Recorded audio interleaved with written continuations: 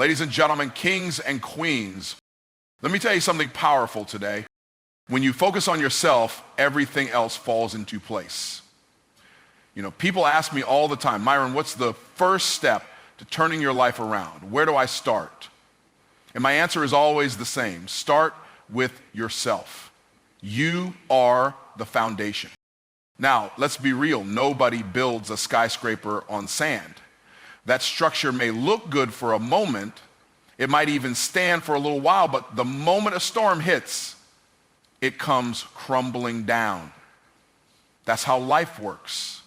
That's how business works. That's how relationships work. If the foundation is shaky, the whole thing falls apart. And let me be clear, you are the foundation. Not your job, not your network, not your bank account, not even your big dream, because none of that matters if you don't know who you are and what you're built from. Remember when I was broke?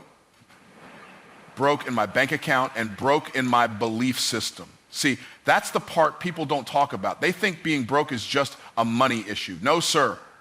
Being broke starts in your mind long before it ever shows up in your wallet. I had to stop trying to fix everything outside of me and start working on what was broken inside of me. Now hear me, this ain't about being selfish. This is about being strategic.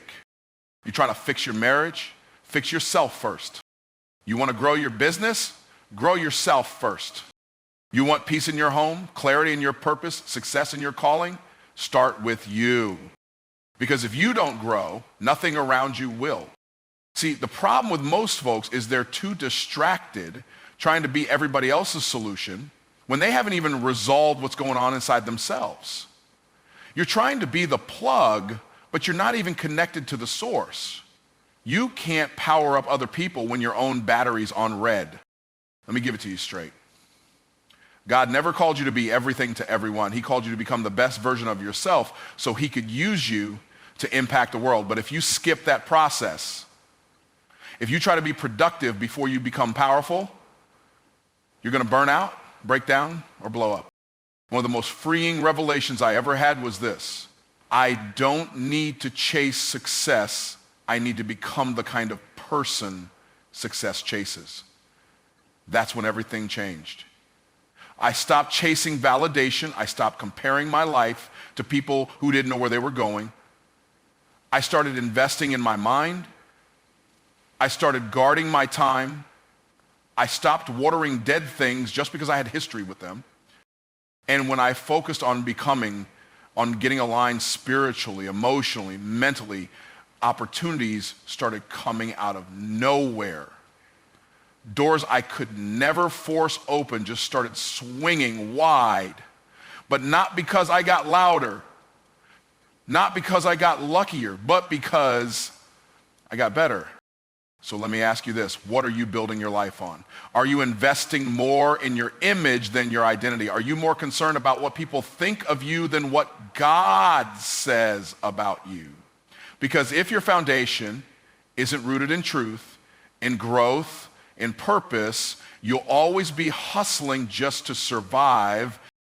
You don't need to do more. You need to become more. Because when you become the right person, you'll do the right things and the right results will follow. So remember, you are the foundation. Get that part strong and watch everything else fall into place. Let me say this loud so it gets deep into your spirit. Real success starts on the inside. It doesn't begin with a strategy, a mentor, a marketing plan, or a mastermind. Those are good, don't get me wrong, but they are the fruit, not the root.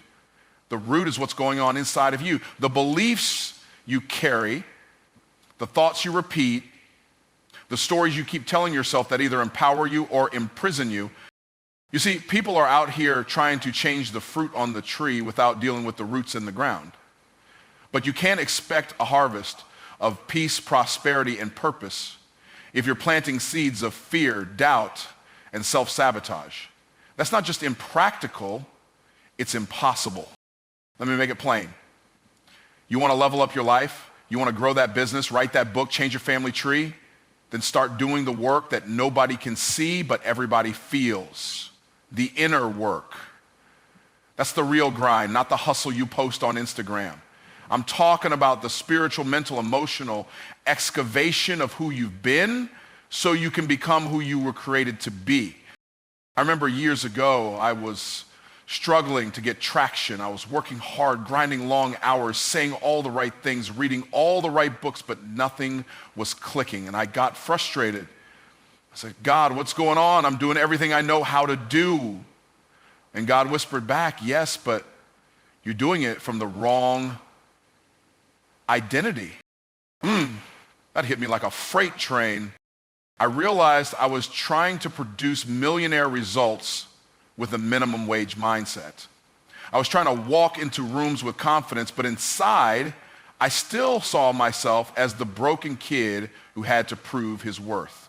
And listen, you can't fake alignment.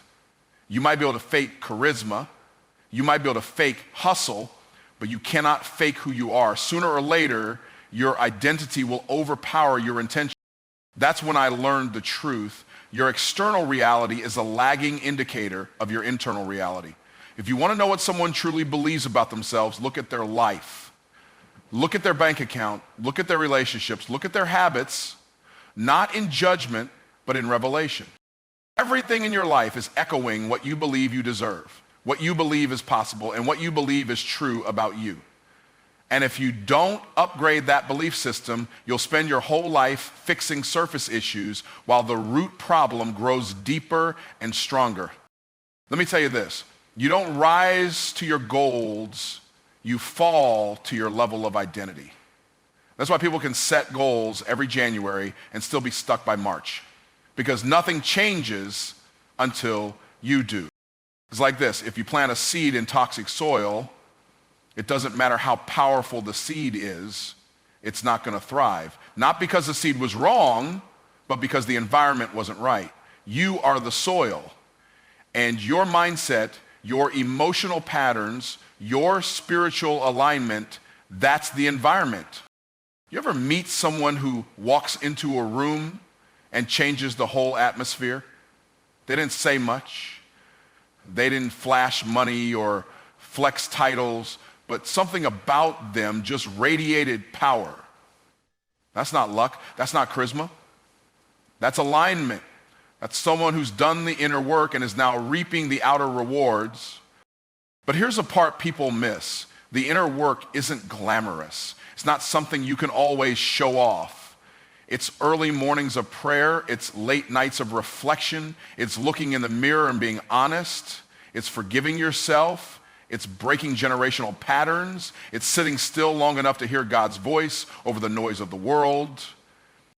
And let me tell you, when you do that work, when you start removing the old stories and replacing them with truth, when you start seeing yourself not through the lens of trauma or failure, but through the lens of purpose and divine design, that's when things start to shift. Opportunities come to people who are ready for them. Relationships flourish when both people are whole.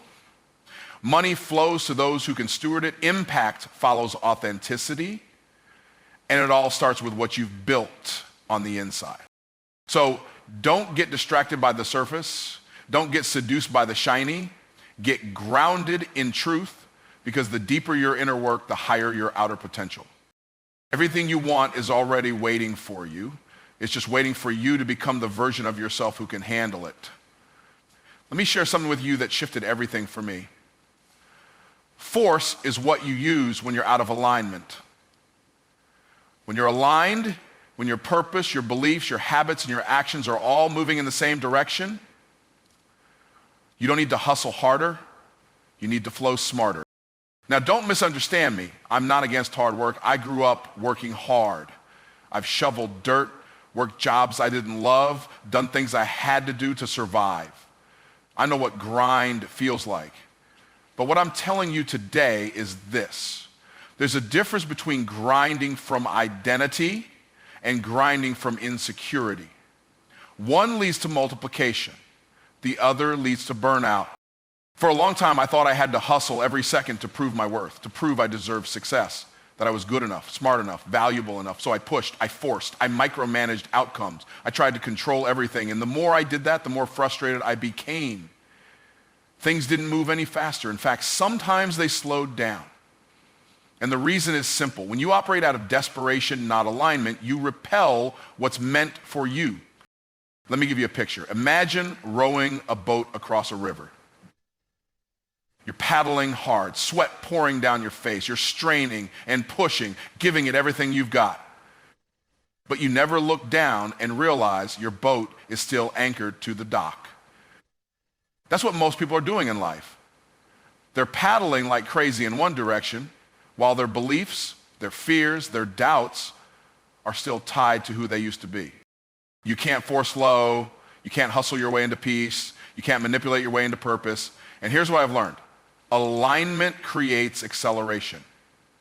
When you get clear on who you are, what you're called to do, and how you're wired to operate, you start to notice something. You're not chasing anymore. Things start coming to you. People start calling you. Doors open without you knocking. Why? Because you're no longer out here trying to make things happen through strain. You're letting things happen through alignment. I've seen it in my own life. The years I tried to grind my way to greatness, I was exhausted. I was doing a lot, but nothing was working. I looked successful on paper, but inside I was tired, unfulfilled, and stuck. But the moment I surrendered, truly surrendered, to God's design for my life and stopped trying to manufacture my own elevation, everything changed. Let me tell you what surrender is not. It's not passivity. It's not laziness. It's not sitting back waiting for blessings to fall into your lap. No, surrender is active obedience. It's saying, I'm going to show up with excellence, but I'm going to stop trying to control what doesn't belong to me. It's choosing to move in rhythm with purpose instead of resisting it. Because when I finally leaned into who I was, my voice, my lane, my calling, I stopped chasing every shiny object. I stopped jumping into things just because they looked profitable. I learned to ask, is this aligned with what I'm here to do? If the answer was no, I didn't touch it. I stopped confusing busy with fruitful, and that right there saved me years. I've watched people hustle for decades and never move forward because hustle isn't what gets you free. Alignment is.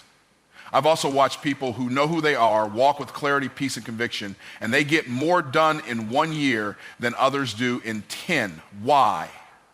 Because they're not building off pressure. They're building from purpose. When you're aligned, your presence changes the room before your pitch ever does. You walk differently. You speak differently. People trust you without needing a resume. Why? Because alignment is power. You're not scrambling. You're not begging. You're not faking. You're flowing. And that flow becomes magnetic. The world tells you to push harder, grind longer, sleep less. But let me tell you what I know from experience. You can hustle your way into a cage if you're not careful. You can build something impressive and still be empty inside. But when you build in alignment, when your faith, your character, your mission, and your work are all saying the same thing, you become unstoppable. You don't need more pressure, you need more clarity. You don't need more speed, you need more stillness. Because when you're aligned, favor will find you. And you won't have to force a thing.